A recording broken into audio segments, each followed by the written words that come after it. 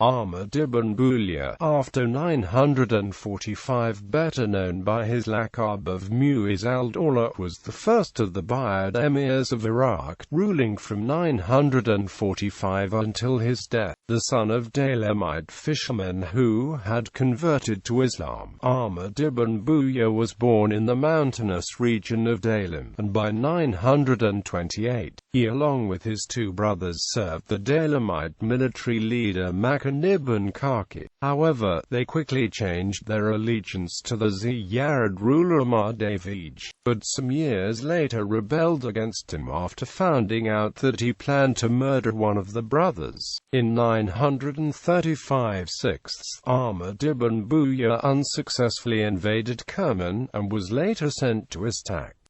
He started making incursions into Khuzestan and later Iraq. By 945, he was officially recognized as the ruler of Iraq and Khuzestan and had received the title of Mu'izz al-Dawla from the Caliph, while his two other brothers were the rulers of other territories and had also received titles from the Caliph. Throughout his rule, Mu'izz al-Dawla was devoted in conflicts with other dynasties for control over Iraq. In 946, an important battle took place in Baghdad between Mu'izz al-Dawla and the Hamdanid emir Nazir al-Dawla, which lasted several months, with Mu'izz al-Dawla ending as the victor. Mu'izz al-Dawla also fought against the Bati Emirate several times but was unable to decisively defeat it. Mu'izz al-Dawla also problems with some of his Dailamite kinsmen, who would sometimes rebel against him, the most dangerous rebellion being under Rusbahan from 955 to 957. By Mu'izz al-Dawla's death in 967, he had defeated all his foes and was the unchallenged ruler of Iraq. He was succeeded by his son al-Dawla. Family and early career. Ahmad was the son of Buya, a Dailamite fisherman from Lafajan, who had left his Zoroastrian faith and converted to Islam. Ahmad had two older brothers named Ali and Hassan, and a sister named Karma. In around 928, Ahmad's brother Ali joined the services of Makan ibn Kaki, who was the Samana governor of Ray. Ali then managed to gain military positions for Ahmad and their other brother Hassan. At the time, Ahmad was about 13 years old, when Makan attacked his Samanid overlords and was subsequently defeated by the Ziyarid prince Mardavij. The brothers transferred their allegiance to the latter. In the following years, Ali repudiated his subservience to Mardavij and, after some time, managed to create an empire in Fars, where Ahmad distinguished himself in battle. In 935 and 936, Ali sent Ahmad to Kerman with the task of conquering the province from the Banu Ilyas. Ahmad overran much of Kerman, but encountered resistance from the Balochis and Arab Guafs, receiving a wound to the head and losing a hand and several fingers on the other. Direct Buyid control over Kerman was not established, resulting in Ali's recall of Ahmad. The latter was then sent to Istakhr to await further orders. Ahmad's next opportunity to expand the possessions of the Buyids came when the Buyidis requested help from Ali. The Buyidis, who ruled in Khuzestan, were nominally subordinate to the Abbasid Caliphate, but were attempting to establish their independence. Ahmad was sent by Ali to the area. He succeeded in uprooting the authority of the Buyidis and taking control of that province. Invasion and conquest of Iraq.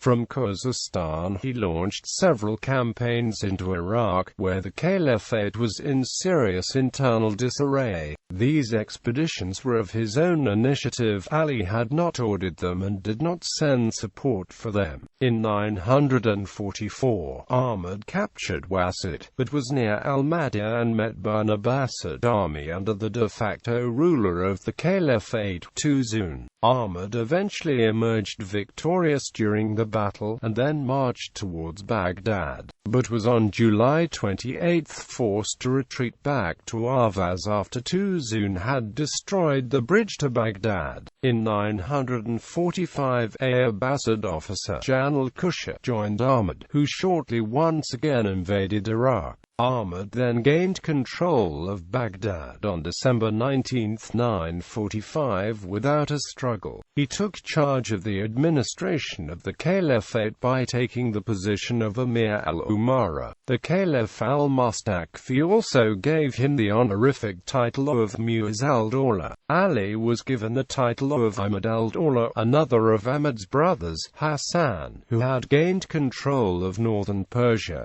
gained the title of Rukn al-Dawla. Mu'izz had brought many of his Dailamite soldiers to Iraq, whom he settled there. He also brought many prominent Persian statesmen, including Abu al-Fadl al-Abbas ibn Fasanjis from the Fasanjis family, who served as the financial minister of Basra. Despite the fact that Mu'izz al-Dawla had taken control of Iraq by himself, he remained subordinate to Ahmad al-Dawla, who ruled in Shiraz. Coins bearing Ahmad al-Dawla's name in addition to his own were made. His title of Emir al-Umara, which in theory made him the senior emir of the Buyids, meant little in reality and was soon claimed by Ahmad al-Dawla. Although he maintained a certain level of independence, it was clear that he should respect the authority of the Ahmad al-Dawla. First war with the Hamdanids. Background. News of this event was received negatively by the Hamdanid emir Nazir al-Dawla, who ruled over Mosul and the districts of the eastern Jazeera. Nazir al-Dawla had previously controlled Baghdad in 942 and he still entertained hopes of regaining the city. Mu'izz al-Dawla's takeover of the capital was therefore an unwelcome development for him. Nazir al-Dawla had reason to be confident that he could defeat Mu'izz al-Dawla if he made an attempt to capture Baghdad. His army had been bolstered by the arrival of numerous Turkish soldiers who had fled from Baghdad just before Mu'izz al-Dawla's entrance into the capital, and he was much more familiar with the territory between Mosul and Baghdad than his rival was. Mu'izz al-Dawla, on the other hand, was on less secure ground. Baghdad was in a sorry state thanks to years of mismanagement, and he was hamstrung by its numerous financial and military problems. Nazir al-Dawla furthermore gained a pretext for war when in January 946 Mu'izz al-Dawla deposed and blinded the Caliph al-Mustakfi and replaced him with the more obedient al-Muti. As a result of these factors, Nazir al-Dawla took a belligerent tone with the Buyids. He withheld the payment of tribute to Baghdad, refused to recognize al-Muti as caliph, and continued to mint coins in al-Mustakfi's name. Initial hostilities. It quickly became clear that the two emirs would be unable to work out an agreement with each other. In February 946, Mu'izz al-Dawla sent an army under the command of Musafiada and Jan al-Kusha to Uqbara, in preparation for a campaign to conquer Mosul. The expedition was terminated, however, when Jan al-Kusha suddenly attacked Musa and deserted to the Hamdanids. Nazir al-Dawla responded to this act of aggression by leading his army, which included a number of Turks, to Samarra the following month. Mu'izz al-Dawla similarly gathered his forces and departed from Baghdad with the Caliph al-Muti for Uqbara. While stationed at Samarra, Nazir al-Dawla sent his brother Jubair to sneak around the Buyid army and head south to Baghdad. When Jubair arrived at the city, he was welcomed by the citizens and by Mu'izz al-Dawla's former secretary Abu Ja'far ibn Shirzib, who declared his allegiance to the Hamdanids and administered the affairs of of Baghdad on the behalf. Nasir al-Dawla then decided to head for Baghdad himself, leaving his cousin al-Husayn ibn Sa'id in the field to distract Mu'izz al-Dawla. He headed south and reached western Baghdad on April 15, and though he was forced to destroy his baggage when a number of Daylamites threatened to seize it, he and his forces were able to gain control of the city. When Mu'izz al-Dawla learned that he had lost Baghdad, he gathered his Daylamite soldiers, who had been busy plundering Tikrit and Samarra, and headed back to the city. When he arrived, he found that Nasir al-Dawla had crossed the Tigris and set up camp outside the Shamsiyya quarter of eastern Baghdad. He therefore dug in on the western side of the city, and the two sides prepared for fighting. Stalemate. For the next 3 months, control of Baghdad was divided between the Hamdanids and Buyids, with the Tigris acting as a dividing line between them. On the Hamdanid side, Nasir al-Dawla promoted Ibn Shawzat to serve as one of his chief commanders, while on the western side, Abu Ja'far Saymari, the chief secretary of Mu'izz al-Dawla, managed the Buyid war effort. Both sides were clearly determined to take permanent control of the city, and the battle quickly turned into a stalemate. Combat took place in multiple locations throughout Baghdad, with both the Hamdanid and Buyid forces launching offensive sorties against each other. Neither side, however, was able to generate a victory large enough to win control of both halves of the city. Getting troops across the Tigris successfully was a challenge, and even if an army managed to make it to the opposite shore, they were usually forced to retreat in short order. The attempts of the opposing sides to gain control of the Tigris was a major aspect of the fighting. The Hamdanid and Buyid armies both built zabzabs, or small riverboats, and used these to launch attacks on each other. Each day, Ibn Shawzat led a number of zabzabs filled with Turks up and down the Tigris,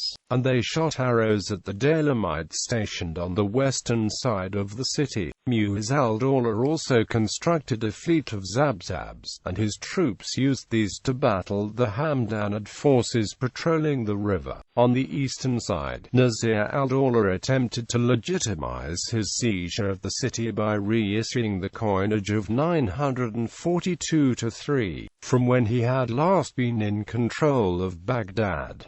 At least part of the population accepted his claims and supported him throughout the fighting. Ibn Shawzat was also able to augment the ranks of the Hamdanid forces by enlisting local citizens and criminals, and they participated in attacks on Mu'izz al-Dawla's Daylamite troops.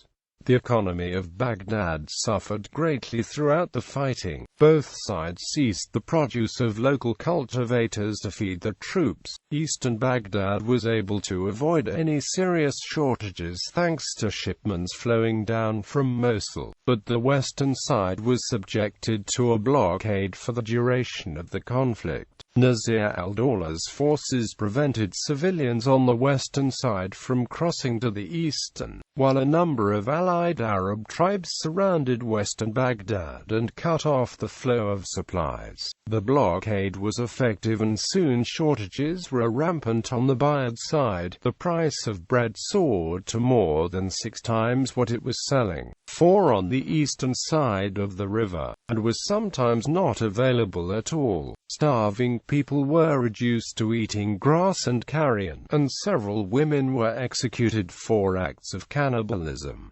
Buyid victory. By July 945, with no end to the battle in sight and with the blockade making supplies increasingly scarce, Mu'izz al-Dawla was giving serious thought to abandoning western Baghdad and retreating to al-Ahwaz. He eventually decided to make one final attempt to take the eastern side, and if the effort failed he would give the order to withdraw. He gave orders to his chief secretary Saymari to cross to the eastern bank with a number of hand-picked Daylamites, while he himself would attempt to distract the Hamdanid forces with arrows. The plan was carried out on the night of August 1. Mu'izz al-Dawla led a number of men north, instructing them to light torches and blast trumpets along the way. The Hamdanid army, seeing his movements, moved north as well to prevent him from crossing the river.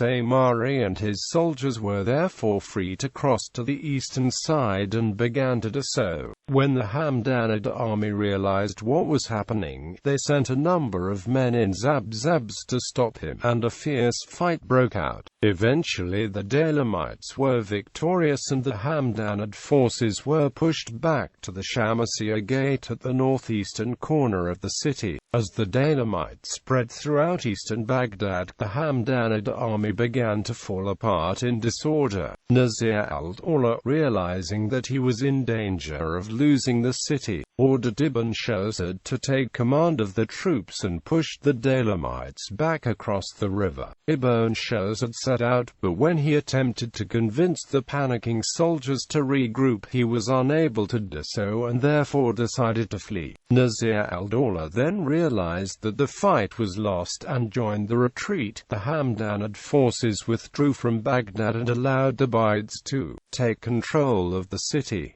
Eastern Baghdad, meanwhile, remained in a state of turmoil. The Daylamite army occupied the eastern quarters of the city and began retaliating against the population for the support of the Hamdanids during the fighting. Ignoring an order by Mu'izz al-Dawla to refrain from pillaging, they began looting, set fire to houses and killed a number of civilians. Many of the residents fled in fear and attempted to head north to Uqbara, but died along the way in the summer heat. The chaos ceased only when Saymari executed several pillagers and sent out patrols to re-establish order.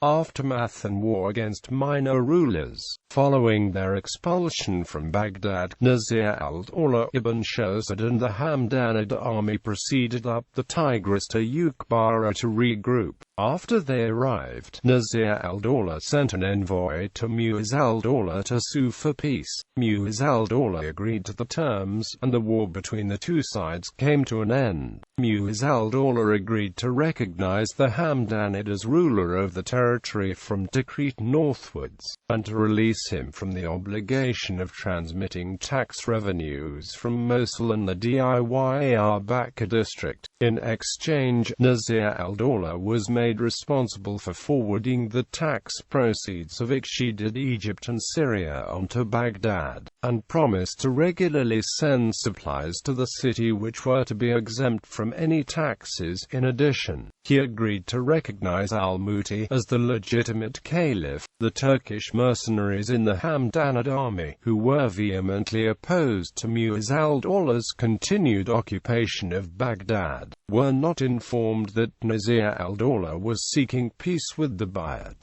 When they learned that the two emirs had agreed to a treaty, they rebelled against Nazir al-Dawla and compelled him to flee. Nazir al-Dawla was forced to call on Mu'izz al-Dawla for assistance, and a Buyid army under the command of Saymari was sent to quell the Turks and enforce the treaty. Saymari defeated the rebels and confirmed Nazir al-Dawla in his position, but also confiscated a number of supplies and took a son of Nazir al-Dawla as a hostage to ensure that he would abide by the terms of the peace. He then returned to Baghdad. Mu'izz al-Dawla now focused on the Baridis, who still controlled Basra and Wasit. He managed to defeat them and annex the lands in 947. The defeat marked the end of major fighting. Conflict between the Buyids and Hamdanids was renewed in 948, when Mu'izz al-Dawla again marched against Mosul, but was forced to cut off his campaign to assist his brother Rukn al-Dawla, who was having trouble in Persia. In exchange, Nazir al-Dawla agreed to recommence the payment of tribute for the Jazeera and Syria, as well as to add the names of the three Buyid joined brothers after that of the Caliph in the Friday prayer, war against the Bati Emirate and death of Ahmad al-Dawla. Mu'izz al-Dawla, after having assisted his brother, then sent Abu Ja'far al-Saymari to subdue the Bati Emirate. He managed to inflict a series of defeats upon the Bati ruler, Imran ibn Shahin, who fled and whose family was imprisoned. During the same period, Mu'izz al-Dawla had his brother-in-law Istakhr imprisoned for planning a plot along with al-Muti against him. Ahmad al-Dawla shortly died in 949, and Rukn al-Dawla then took the title of senior emir. Mu'izz al-Dawla accepted the change of rulers, and then sent al-Saymari to Shiraz to ensure that Fana Khusrau, who was the son of Rukn al-Dawla and Ahmad al-Dawla's successor, would take power there. Still, he raised objections when Fana Khusrau requested the title of Taj al-Dawla. The title of Taj implied that Fana Khusrau was superior to his father and uncle, provoking a reaction from Mu'izz al-Dawla. A more suitable title was instead chosen. Shortly afterwards, Mu'izz al-Dawla sent another expedition against the Bati. This campaign, led by a Dailamite officer named Ruzbahan, ended badly. Ruzbahan discovered Imran's location and attacked him, but was heavily defeated and forced to withdraw. Imran then became even more bold, with his subjects demanding protection money from anyone, including government officials, that crossed the path, and the path to Basra by water was effectively closed off. Mu'izz al-Dawla's prominent chief secretary Abu Ja'far al-Saymari shortly died in 650–651, which made him appoint Abu Muhammad al-Hasan al-Mahalabi as his vizier. Mu'izz al-Dawla, after receiving numerous complaints from his officers about Imran, sent another army in 950 and 951, under the joint command of al-Mahalabi and Ruzbahan. Ruzbahan, who disliked the vizier, convinced him to directly attack Imran. He kept his forces in the rear and fled as soon as fighting between the two sides began. Imran used the terrain effectively, laying ambushes and confusing al-Mahalabi's army. Many of the vizier's soldiers died in the fighting, and he himself only narrowly escaped capture, swimming to safety. Mu'izz al-Dawla then came to terms with Imran, acceding to his terms. Prisoners were exchanged and Imran was made a vassal of the Buyids, being instated as governor of the Bati. Peace lasted for approximately 5 years between the two sides. A false rumor of Mu'izz al-Dawla's death in 955, however, prompted Imran to seize a Buyid convoy traveling from Al-Vas to Baghdad. Mu'izz al-Dawla demanded that the items confiscated be returned, at which point Imran returned the money gained, but kept the goods taken. Mu'izz al-Dawla sent Ruzbahan a third time to the swamp, but the latter revolted and Imran was spared from a new attack. Ruzbahan was further joined by the Dailamite soldiers of al-Mahalabi. Rebellion of Ruzbahan. While Mu'izz was preoccupied with the rebellion of his Dailamite troops under Ruzbahan in southern Iraq, Nazir al-Dawla used the opportunity to advance south and capture Baghdad. In 957, Mu'izz al-Dawla fought a final battle against Ruzbahan. Ruzbahan almost managed to win the battle, but was defeated by Mu'izz al-Dawla's Turkish ghulams. The defeat marked the end of Ruzbahan's rebellion. Ruzbahan was captured during the battle and was imprisoned in a fortress known as Sarat. The Dailamite supporters of Ruzbahan then began planning to capture the fortress and rescue Ruzbahan. Abul Abbas Musafir, an officer of Mu'izz al-Dawla, who managed to discover of the Dailamites' plan, quickly urged Mu'izz al-Dawla to have Ruzbahan killed. Mu'izz al-Dawla, however, did not agree with him. A number of Mu'izz al-Dawla's officers shortly told him the same, which made him agree with them. When it became night, the guards of Mu'izz al-Dawla took Rusbahan to the Tigris River, where he was drowned. Mu'izz al-Dawla then began removing the Dailamite who had followed Rusbahan from their offices, arrested a number of them, and disregarded the rest of the Dailamites, while favoring and promoting his Turkish ghulams to higher offices, and giving them more land. Second war with the Hamdanids. Mu'izz al-Dawla then began counter-attacking Nasir al-Dawla, who was not able to maintain his position, and abandoned Baghdad. Peace was renewed in exchange for the recommencement of tribute and an additional indemnity. But when Nasir al-Dawla refused to send the second year's payment, the Buyid ruler advanced north. Unable to confront the Buyid army in the field, Nasir al-Dawla abandoned Mosul and fled to Mir Fariqin and then to his brother Saif al-Dawla in Aleppo. The Buyids captured Mosul and Nasibin, but the Hamdanids and the supporters withdrew to the home territory in the mountains of the north, taking with them the treasures as well as all government records and tax registers.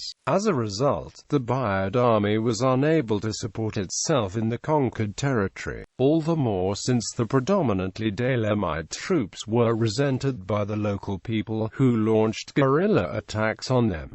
Saif al-Dawla tried to mediate with Mu'izz al-Dawla, but his first approaches were rebuffed. Only when he agreed to assume the burden of paying his brother's tribute for the entire Diyarbakir did Mu'izz al-Dawla agree to peace. In 964, Nasir al-Dawla tried to renegotiate the terms of the arrangement he had made with Mu'izz al-Dawla, but also to secure Buyid recognition for his eldest son, Fadl Abu Talib al-Ghardanfar, as his successor. Mu'izz al-Dawla refused Nasir al-Dawla's demands, and again invaded Hamdanid territory. Once again Mosul and Nasibin were captured, while the Hamdanids fled to the mountain fortresses. As in 958, the Buyids were unable to maintain themselves for long in the Jazira, and soon an agreement was reached which allowed the Hamdanids to return to Mosul. This time, however, Abu Talib emerged as the effective leader in his father's place. It was with him, rather than the aged Nasir al-Dawla, that Mu'izz al-Dawla concluded a treaty.